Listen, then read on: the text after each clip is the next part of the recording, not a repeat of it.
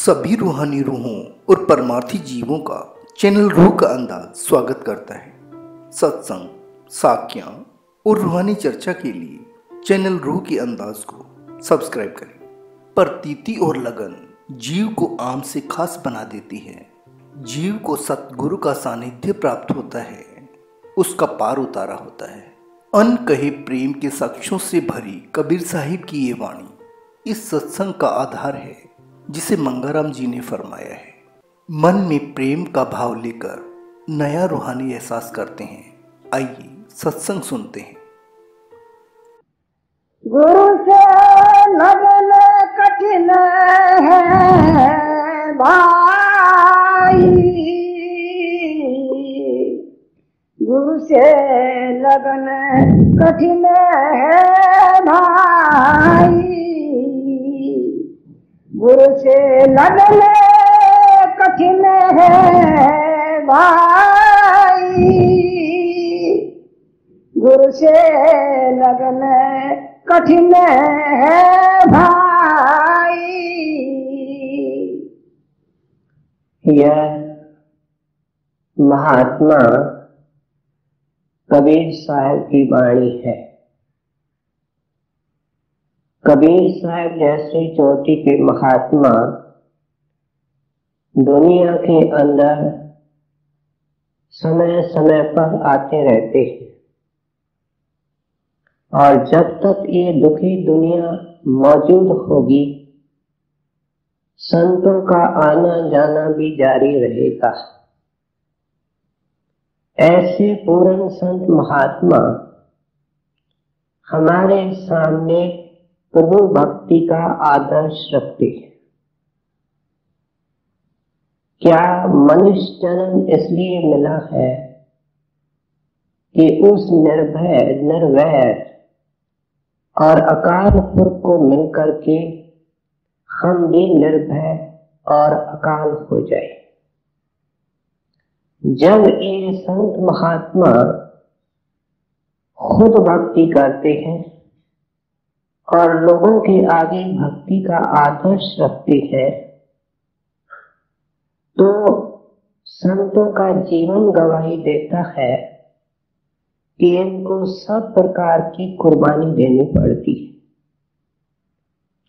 जिस महात्मा की वाणी हम सुन रहे हैं, इनका जीवन एक खुला ग्रंथ है कि आपने संत मत का प्रचार उस शहर के अंदर किया जहां पंडितों का, रूढ़िवादियों का बड़ा जोर था, और जमाना भी ऐसा था। लोग ऑर्थोडॉक्स थे, तंग दिल थे, और रीति रिवाज और बाहर मुखी क्रियाओं को ही सब कुछ मानते थे। आपको क्या क्या तकलीफें देखनी पड़ी, इसके लिए डेरे की तरफ से छपाई हुई पुस्तकों को पढ़े, लेकिन सब प्रकार की मुसीबतों को झेलते हुए अपने सिद्धांत पर और अपने मकसद पर ये अडिग रहते हैं। जिन लोगों ने आपको कष्ट दिए, आज 500 साल पीछे हट करके जब हम देखते हैं, तो इस महात्मा को हम कितने आदर से देखते हैं, और उन ईर्ष्यालु लोगों को, अज्ञानी लोगों को किस ख्याल से देखते हैं कि हम जानते हैं। ऐसे संत महात्मा समझाते हैं कि भक्ति का भंडार भगवंत है और वो तेरे अंदर है। संत मत की ये मूल और फंडामेंटल शिक्षा है। देखने में, सुनने में सरल, आसान, लेकिन मानने के अंदर अति कठिन। अगर हमको इससे पहले ये समझ में आया होता कि भगवंत हमारे अंदर है, माफ करना हम इस दुनिया में नहीं होते। हमने तो परमात्मा से दुनिया के संकटों के निवारण के लिए हाथ जोड़े, प्रार्थनाएं की, और उन्होंने, उन कामनाओं ने हमको दुनिया में लाया। और अगर उसकी तलाश भी की तो मंदिर, गुरुद्वारे, गिरजे में की, किसी ग्रंथ पोथी के अंदर की, तीर्थों के अंदर, कंदराओं के अंदर की, संन्यास में की, पुण्यदान के द्वारा पाने की कोशिश की। लेकिन जो ये अपना शरीर है इंसान का, जिसके अंदर वो बैठा है, और मनुष्य देह उत्तम में उत्तम देही मानी गई, देकर के इंतजार करता है। लेकिन अगर हम उस भक्ति के आदर्श को नहीं रखते तो हम चूक जाते हैं। संतों महात्माओं ने बड़े सख्त लफ्जों में हमारे दुर्दशा की आलोचना की है। तुलसी साहब कहते हैं, है घट में सूझे नाही, लानत ऐसी जिंद। कहते हैं जिसके घर में लाखों की दौलत, वो सड़कों पर, गलियों के अंदर भीख मांगे तो आप उसके ऊपर लानत नहीं डालेंगे। यही इंसान की दुर्दशा है कि सारे खुशियों का भंडार भगवंत, रहमतों का सागर और परमेश्वर इसके अंदर है, और ये उस खुशी और शांति की तलाश सिर्फ बाहर कर रहा है। इसलिए तुलसी साहब कहते हैं कि है खट में सूझे नाही, लानत ऐसी दिन, कह तुलसी इस संसार को पड़ा मोतिया बिंद। जब मोतिया पड़ जाता है तो आंख नजर आती है, लेकिन आंख में रोशनी नहीं होती है। कहते हैं देखने में इंसान है लेकिन अंधे हैं, क्योंकि इनके अंदर बेअंत प्रकाश है, खुशी है, शांति है, परमात्मा है, उसको देख नहीं पाते हैं, उसके चरणों में पहुंचते नहीं। पहले ये पॉइंट है जिस पर संत हमको लाते हैं कि अपने अंदर भक्ति के भंडार है और वे प्रभु के चरणों के अंदर है। अब इसका पता कहां से चले? जब कबीर मिलेगा, दादू मिलेगा या रविदास मिलेगा, इस वक्त का ऐसा चोटी का संत मिलेगा। इन महात्माओं ने अपने जमाने के अंदर भक्ति के मार्ग को खोल के समझाया और अपने श्रद्धालु सेवकों को बल और पौरुष दे करके पार भी किया। भक्ति के आदर्श को प्राप्त करने के अंदर उनको पूरी मदद भी की। आज हमको ऐसे एक्सपर्ट, ऐसे मददगार की जरूरत है। इसलिए कहते हैं कि ऐसा वक्त का संत महात्मा, जब तक तुम इस वाणी को सुन करके तुम्हारे अंदर उसके मिलाप की खटक पैदा नहीं होती है, उसके अधीन होकर के तू तलाश नहीं करता है और उसे मिलाप करके भक्ति का मार्ग पूछता नहीं है, तो भक्ति का खजाना तेरे को किस तरीके से मिल सकता है?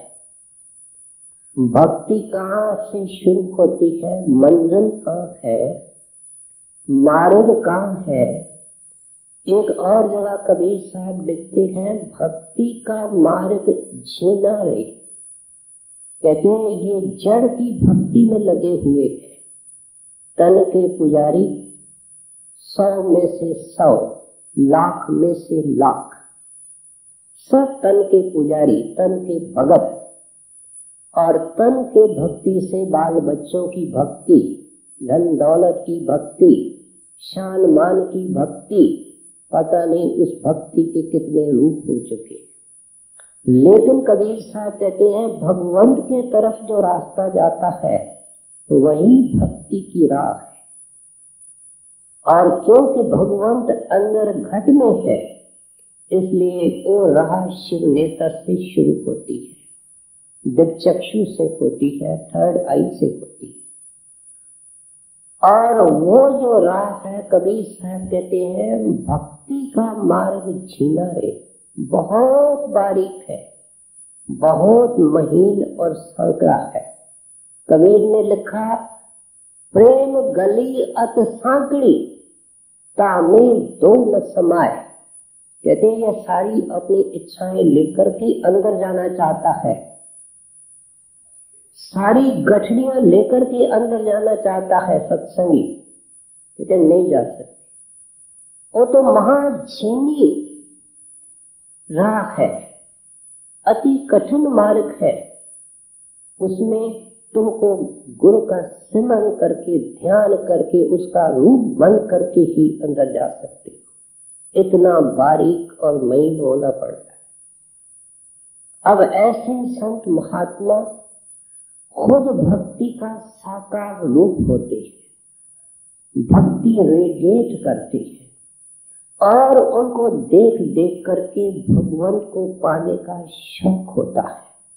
बख्शिश करते हैं, भक्ति का बीज हमारे अंदर बो देते हैं। नाम दान के द्वारा हमको समझाते हैं कि इस राह के अंदर कैसे आना है, जहाँ भक्ति के भंडार प्रभु लेकर के खड़ा है और देने के इंतजार में खड़ा है।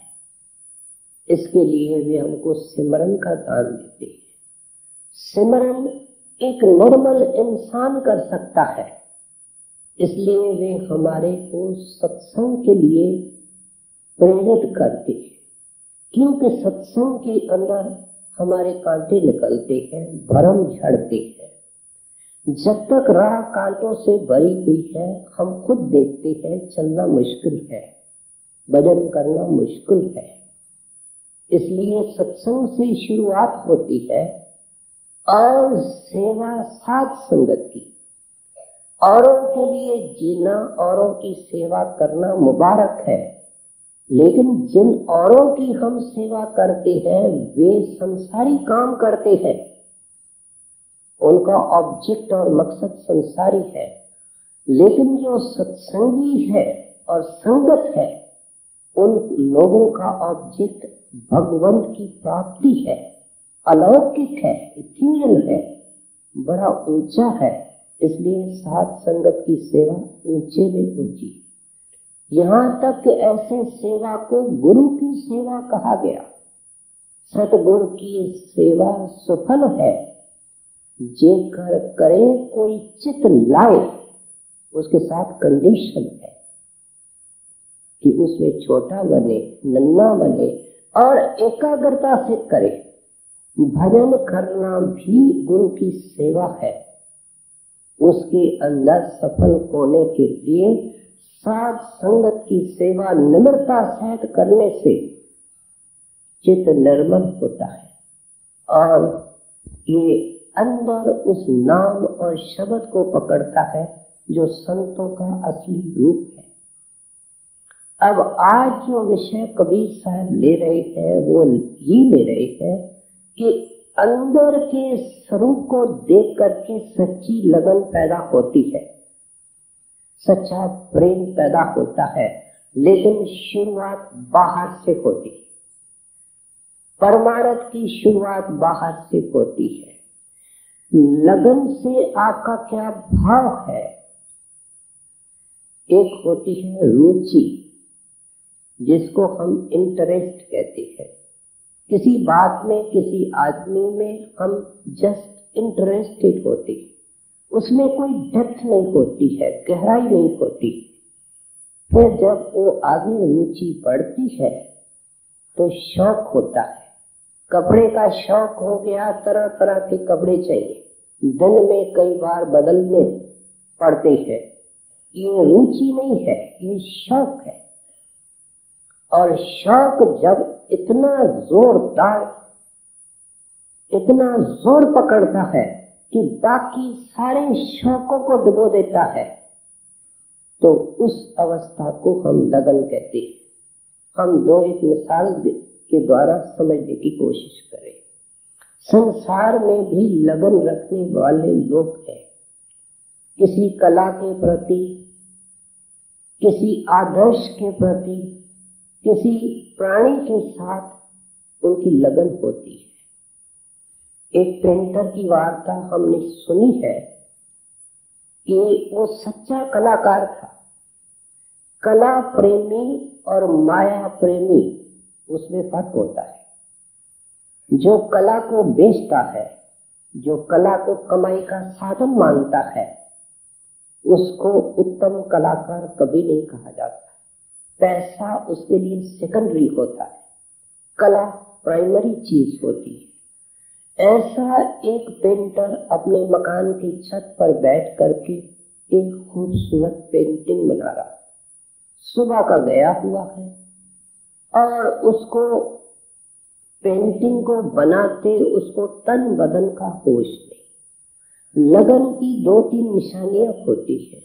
वो क्या कि आदमी किसी काम, किसी प्राणी जिसके लिए उसको लगन होती है, उसके सारे ख्याल और सारी कोशिशें उस एक नुक्ते पर आकर के फोकस होती है और उसको अपने तन बदन की भूख प्यास की, सर्दी गर्मी की होश नहीं रहती है। और इस अवस्था में जाने के लिए वो सब प्रकार की कुर्बानी सहर्ष और खुशी से देता है। अब वो पेंटर सुबह को बैठा हुआ है, चित्र बनाना है अति सुंदर। ये होश नहीं कि कितने बजे आया हो, क्या समय हो चुका है। जब उसने पेंटिंग को तैयार कर लिया, हम जानते हैं पेंटिंग 2 किस्म की होती है। एक होती है पेंटिंग जिनको दूर से देखो तो अच्छी लगती है, लेकिन जब ऐन उनके नजदीक जाओ तो वो इतनी अच्छी नहीं लगती। फिर दूसरी किस्म की उत्तम पेंटिंग्स होती है जो फोटो की तरह होती है। उनको कहीं से देखो, नजदीक से, दूर से, मां सुंदर लगती है। ऐसा ये कलाकार था।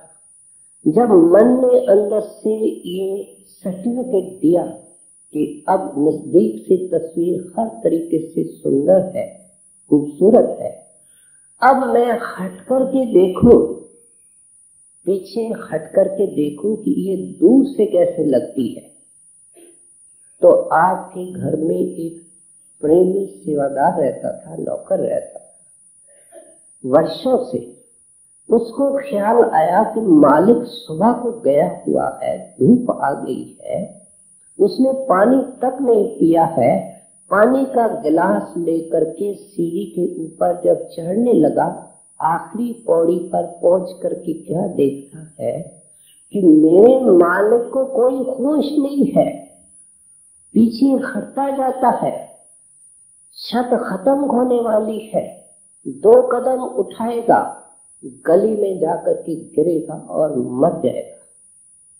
बड़ा वफादार प्रेमी, उनका सेवादार। क्या करूं?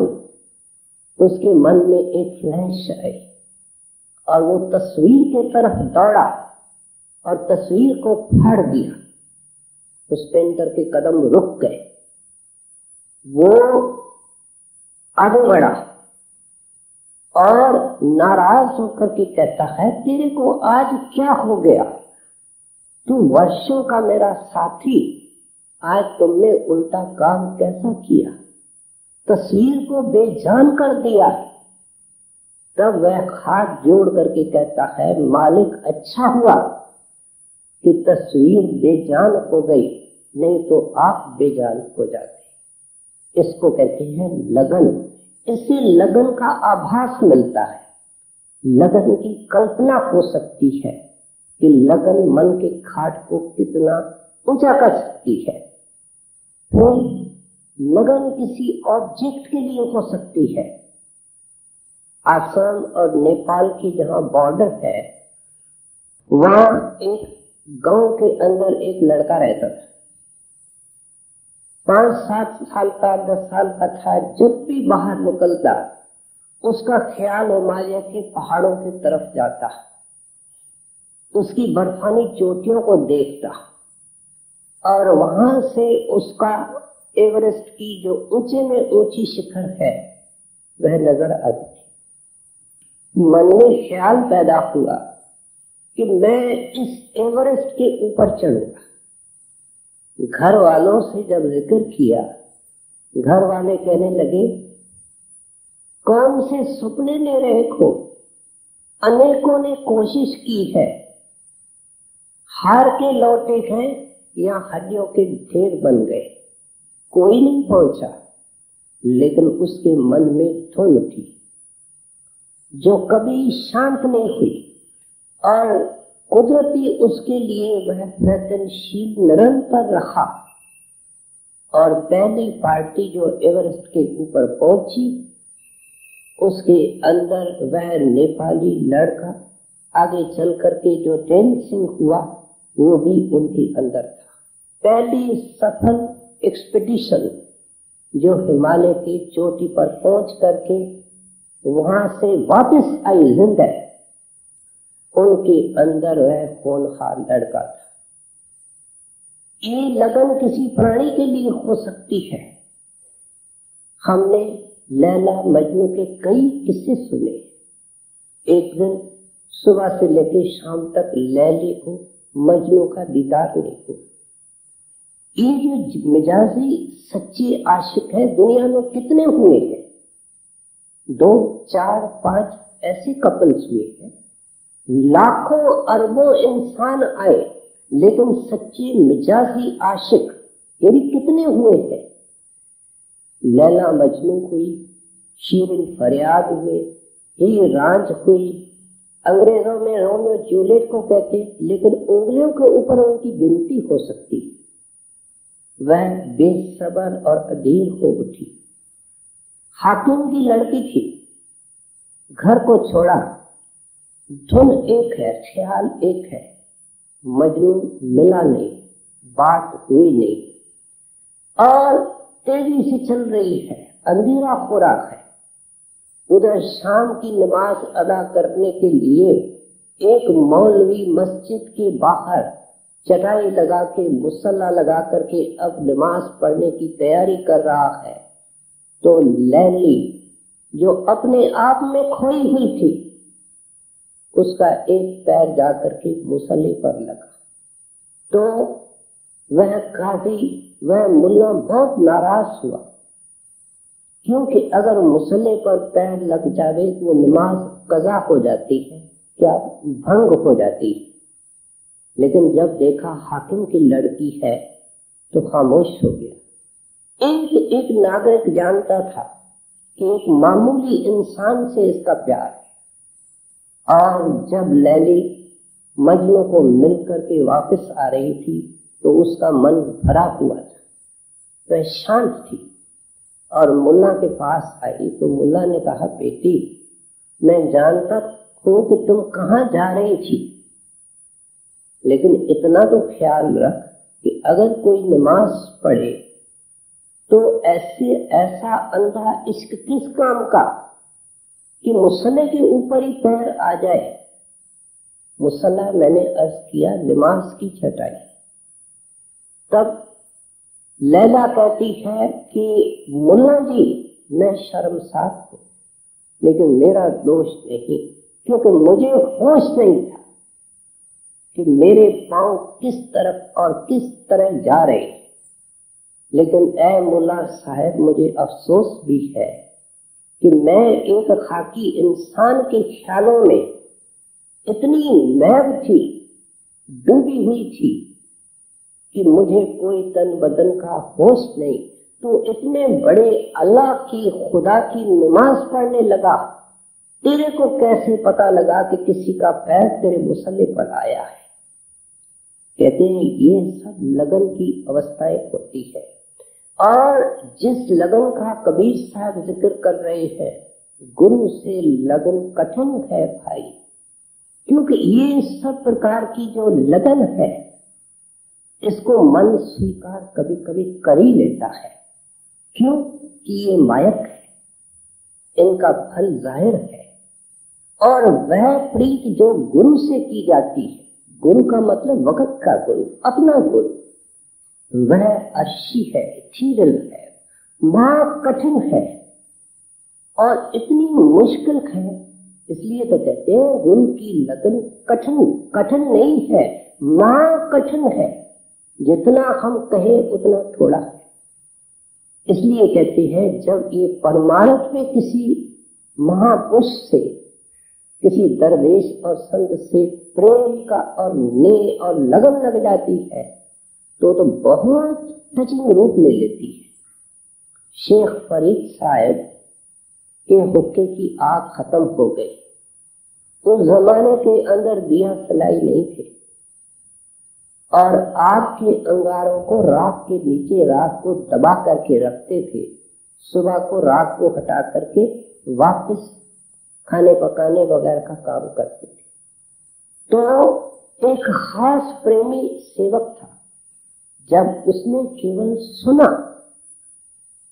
कि मुर्शिद को आग चाहिए तो उसने तलाश की, इधर उधर देखा, पूछताछ की, कहीं नजर नहीं आई। आगे जब बाजार में गया, प्रातः काल का समय, तो एक वैश्या हुक्का पी रही थी।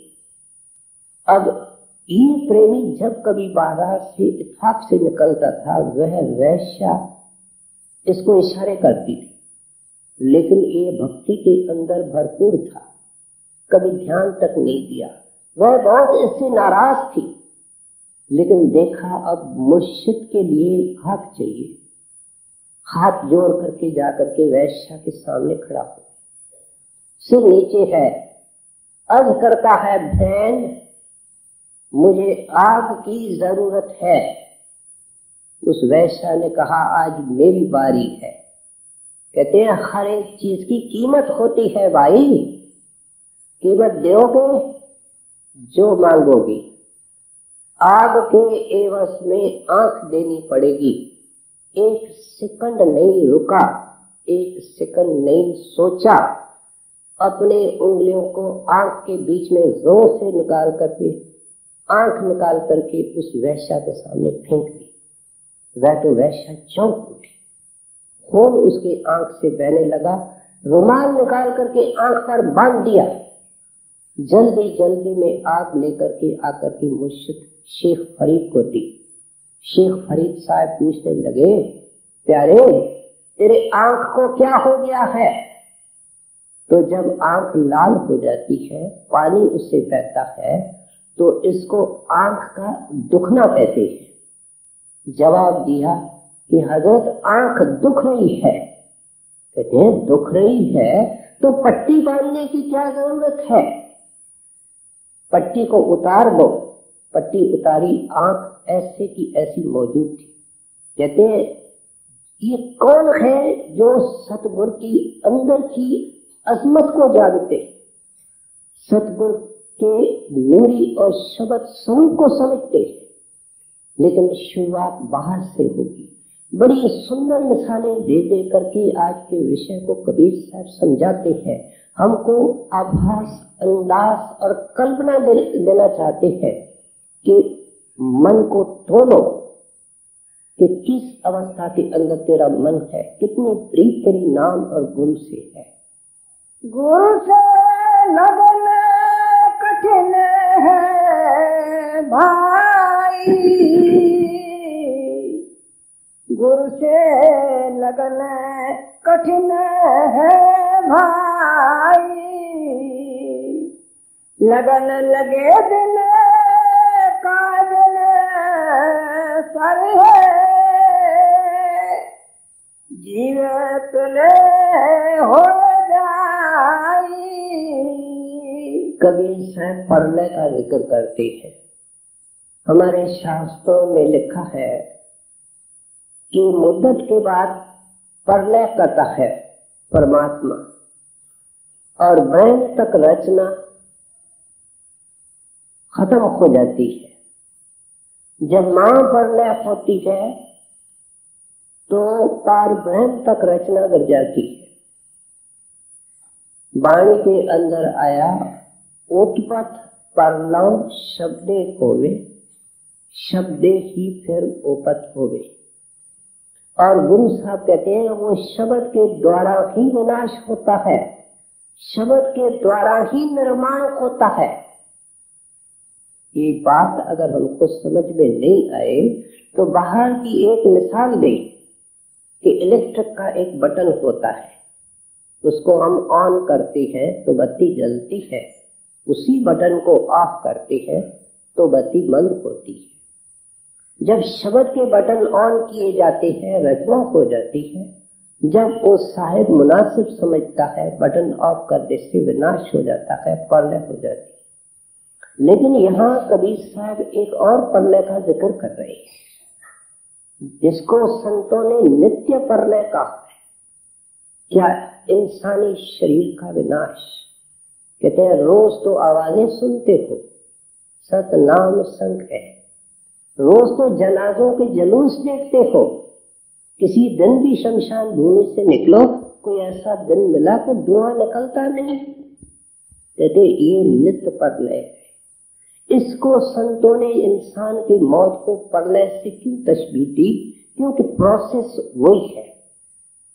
क्या होता है कि जब अंत समा आता है किसी इंसान का तो मरना तो कोई नहीं जानता है, चाहता है। सत्संगी जिसको जिसे भी मरने की हिदायत की गई है वही इस चीज को पसंद नहीं करता है। तो दुनियादार का क्या दोष? कहते हैं कोई मरना नहीं पसंद करता है। आंखों के बीच में जमदूत आता है वो जबरदस्ती शरीर से निकालता है। पहले जब शरीर से वो निकालता है तो नीचे वाले हिस्से सुन्न होते हैं। पहले गुदा चक्कर शरीर के 6 चक्कर है, वह दह जाता है। उस चक्कर का जो तत्व है वो मिट्टी का तत्व है। मिट्टी जब फैलती है और इंसान को के सोच को ऊपर खींचा जाता है तो फिर इंद्रिय चक्र गिरता है, उससे पानी निकलता है, वो उस मिट्टी को अपने अंदर एब्सॉर्ब कर लेता है, गोल लेता है। और जब नाभि तक इंसान मर जाता है, जब नाभि तक आ गया तो हाथ पैर नहीं चलेंगे उस मरने वाले इंसान के। वहां से अग्नि निकलती है, वो उस पानी को सुखा देती है। जैसे पतीला अग्नि के ऊपर रखो पानी सूख जाता है। जब इसको और खिसकाया ऊपर जाता है तो फिर हृदय चक्कर से वायु निकलती है, वो उस आग को बुझा देती है। और कंठ चक्र से आकाश का तत्व निकलता है, वो उस वायु को अपने अंदर एब्सॉर्ब कर लेता है। फिर इसको शरीर के आखिरी बॉर्डर पर ला करके जबरदस्ती शरीर से अलग किया जाता है। उस वक्त क्या होता है? आंखों की पुतलियां बदलती है, ये शरीर से अलग हो जाता है। कहते हैं ये है नित्य प्रलय। ऐ मेरे वाणी को सुनने वाला याद रख बंदा, तो हर जन्म में इस प्रलय को फेस करता आया है। बड़ी दुखदाई चीज है, इसका नाम ही प्रलय है। क्या वापस इसको फेस करना चाहते हो? नहीं तो फिर क्या करो? कहते हैं कि लगन लगे बिन काज न सरे, जीव प्रलय हो जाए। यहाँ एक बड़े धोखे से हम सत्संगियों को निकाल रहे हैं जो कहते हैं कि इस जन्म में तो नहीं होगा।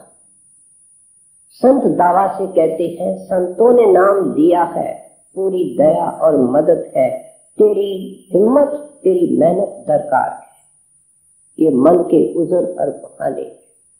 कोई सत्संगी ये नहीं कहता है कि अगले जन्म में धनवान होऊंगा, अगले जन्म में विद्वान होगा, अगले जन्म में कलाकार होगा, इस जन्म में होगा, जल्दी से जल्दी होगा। लेकिन कोई नहीं कहता है इस जन्म में भक्त होगा, गुरु का अंदर दर्शन करूंगा। कहती है जब तक अंदर में दर्शन नहीं करेगा, उससे मैं नहीं जोड़ेगा, तो तुमको वापस संसार में आना पड़ेगा, इस प्रलय को फेस करना पड़ेगा। एक बार क्यों नहीं मर जाते हो सिमरन भजन करके कि वापस मरना नहीं पड़े। इसलिए समझाते हैं, हम अच्छी तरह आपके सामने रखते हैं और कोई सत्संगी तेरे लिए ऑप्शन ही नहीं है।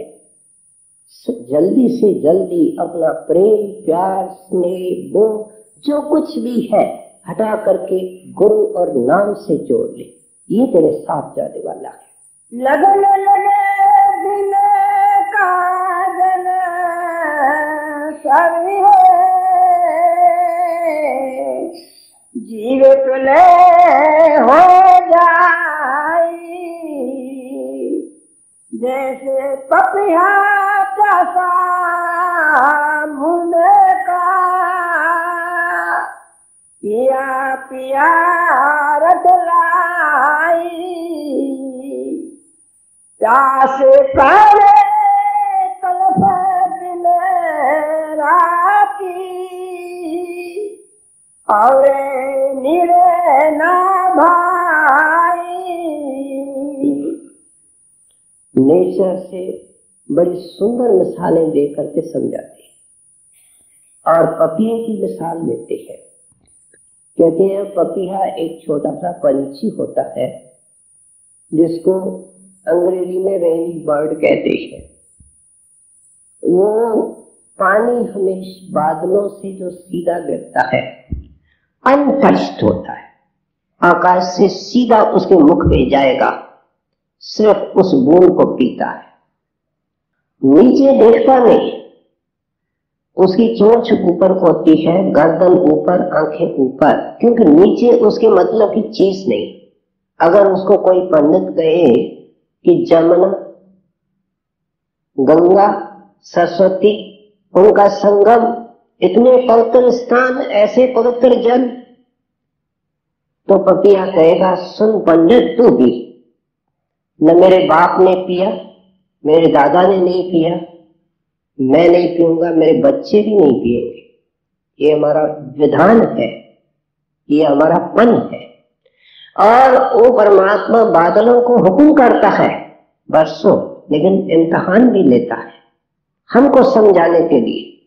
एक बार कबीर साहब लिखते हैं, मैं नदी के किनारे जा रहा था, गंगा नदी के किनारे, तो देखता हूं कि एक पपिया प्यासा जोर से आकर के ऊपर से गिरा और ऐसे तरीके से गिरा कि ऐन गंगा के किनारे तट पर गिरा और उसकी चोंच भी पानी के तरफ थी। ऐसा चोंच को करना और गंगा का पानी पी सकता था। कबीर साहब खड़े होकर के देख रहे थे, लेकिन जब उसके प्राण निकलने लगे तो उस पपिये ने अपने चोंच को पानी से दूर कर दिया। ये दृश्य कबीर साहब देख करके बेसबक हो उठे और वाणी में इस घटना का जिक्र करके गए हैं। पपीहे का पल देखकर, पल विधान नियम, पपीहे का पल देखकर धीरज रहा न रंज, रंजक मात्र सबर मेरे अंदर नहीं रहा। क्या आंखों में आंसू आ गए? मरते सम जल में गिरा, पी सकता था तो न बोरी चोंच, उसने चोंच को अलग कर दिया। क्या मतलब है कि गुरु से लगन लगाने वाला उस एक से मांगता है, उस एक के तरफ ऊपर नाम, नीचे विषय विकार, नीचे भोग, नीचे बंधन, उसके तरफ वो देखता तक नहीं। सरदार बहादुर महाराज जी की ऐसी जीवन रही, उसने सारी जिंदगी एक के तरफ देखा और एक की टेक ली और एक से प्यार किया, गुरु और नाम।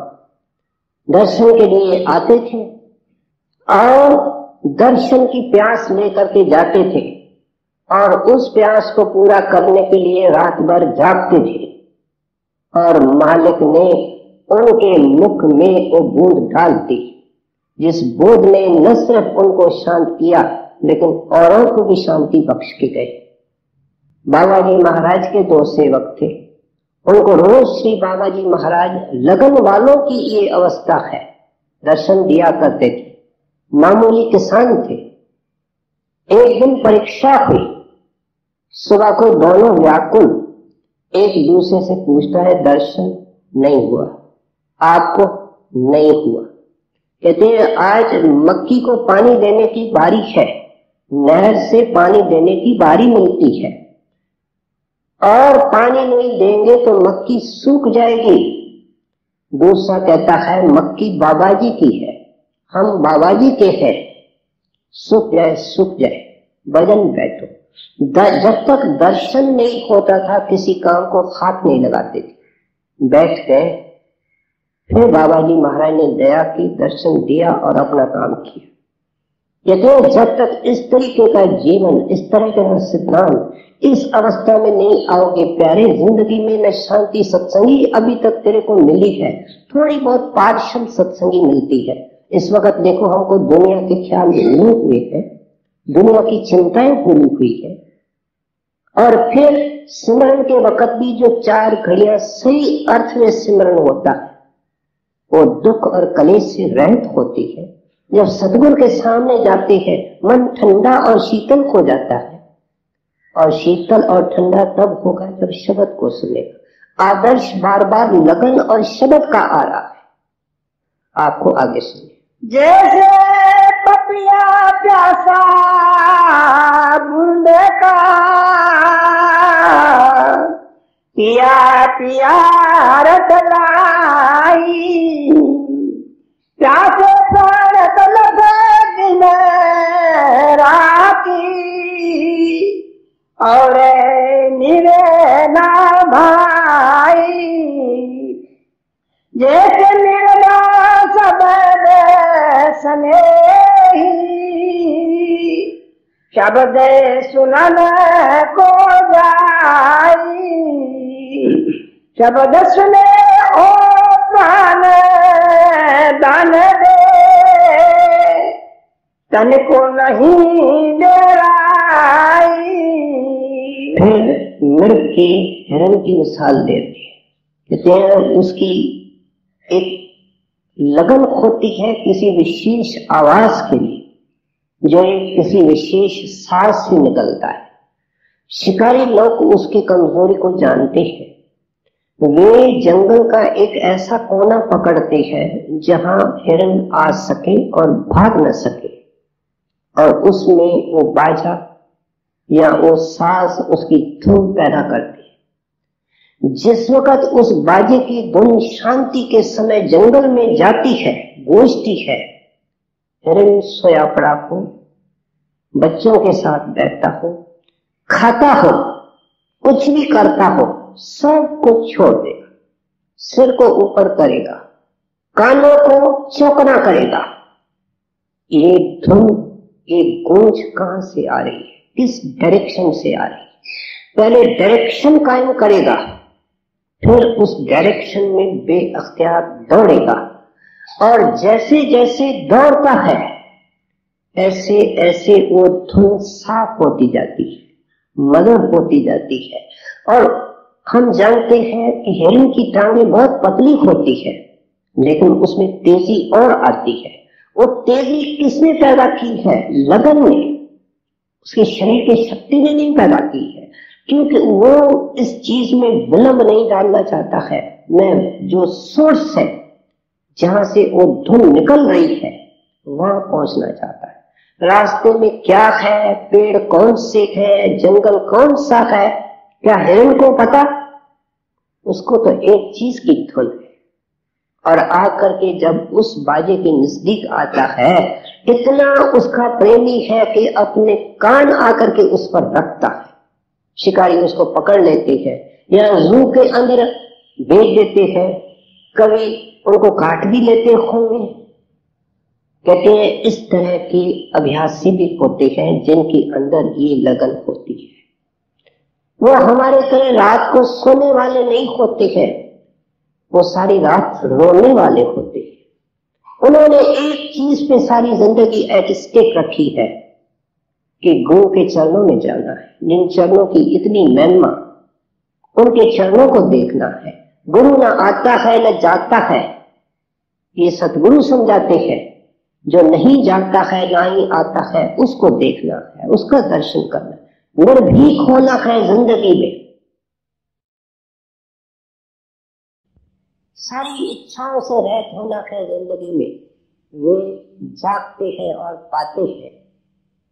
और अंदर में जब शब्द आता है तो सतगुरु पहले दरवाजे पर मिलते हैं, समझाते हैं तेरे को ख्याल सिर्फ शब्द में रखना है। जैसे बाहर निर्देश देते हैं, अंदर तो साथ होकर के निर्देश देते हैं।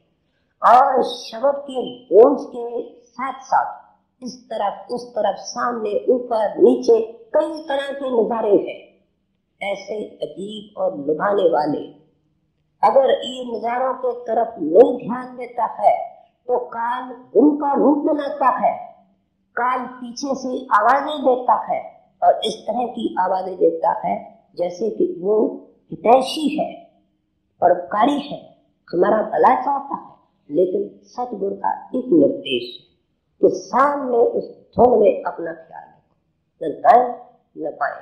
टांगे में घोड़ा जो है, अगर उसके ब्लाइंडर्स उतार दो, कभी सीधा सड़क पे चल नहीं खड़ा हो, इधर देखेगा इधर देखेगा।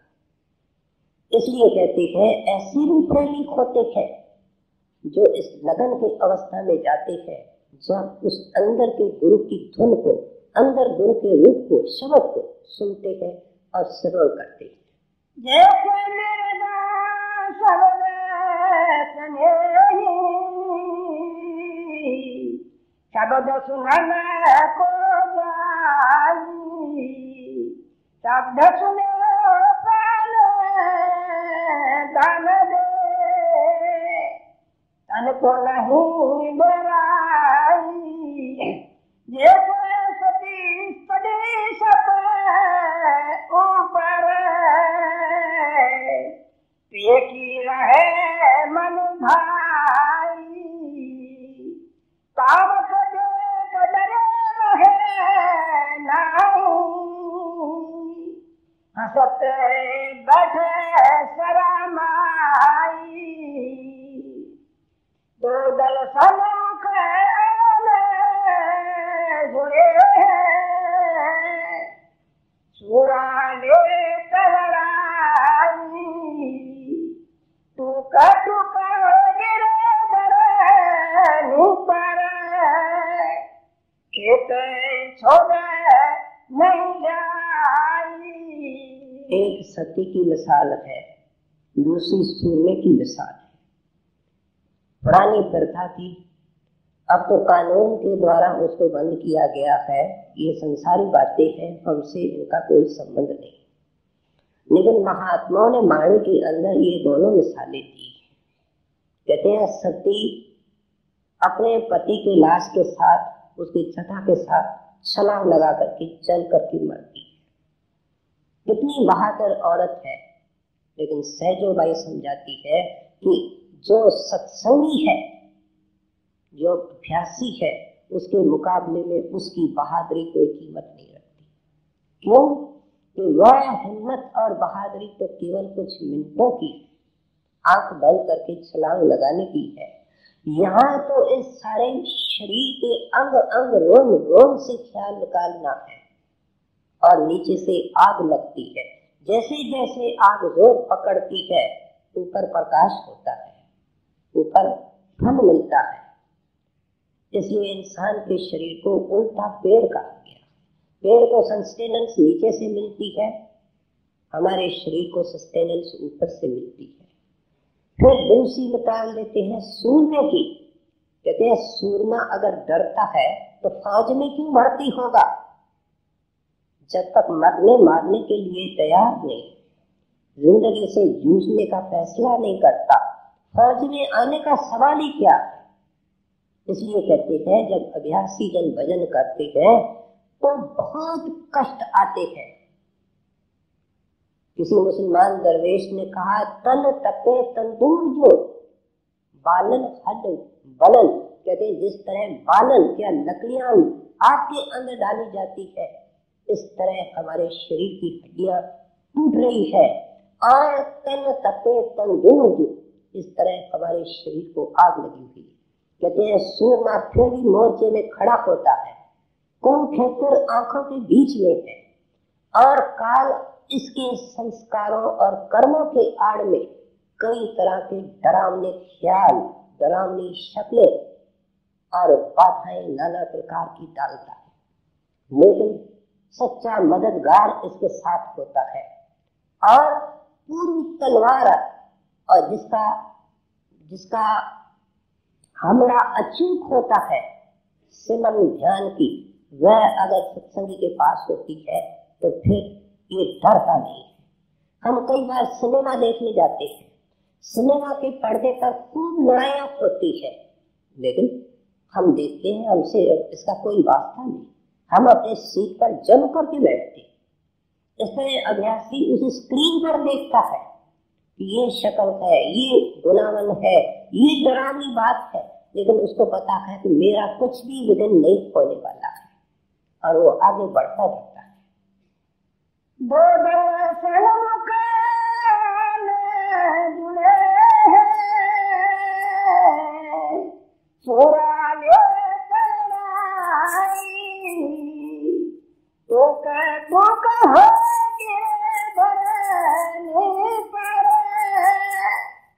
खेत छोड़े नहीं जाई, छोड़ तने अपने की आशा, निर्भय हो गुणगाई, कहत कबीर सुनो भाई साहब, नहीं तो जन्म कहते हैं प्यारा क्यों जन्म बर्बाद करते हो, खाने में पीने में ऐशो आराम में, इस शरीर से लाभ उठा। लाभ उठाना क्या है, कह निर्भय हो गुण गाओ। कहते नाम की कमाई करना, इसको वाणी निर्भय और गुण गाना कहती है। कहते हैं तुम निडर के पास हो, निर्भय के पास हो। नाम निर्भय है, सदगुरु निर्भय है, वो मालिक की रूप है। इसलिए दरिया साहब ने वाणी के अंदर क्या लिखा, दरिया सिमरे नाम को कर्म भरम सब खोए, पूरा सतगुर सिर पर तपे विघ्न लागे कोई। गुर को सिर पर राखिए चलिए आज्ञा माए, आज्ञा आंखों के बीच में हरदम ख्याल रखो, सिमर करो, ध्यान करो। तय कबीर तय दास को तीन लोक डर, त्रिलोकी के अंदर ही तो विघ्न है, काल की चतुराई है, लेकिन कोई चतुराई नहीं टिकेगी, कोई विघ्न नहीं टिकेगा।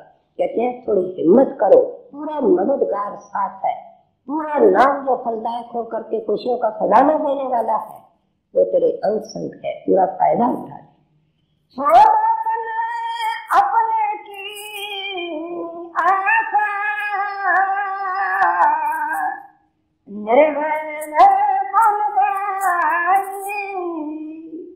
कहते कबीर सुनो भाई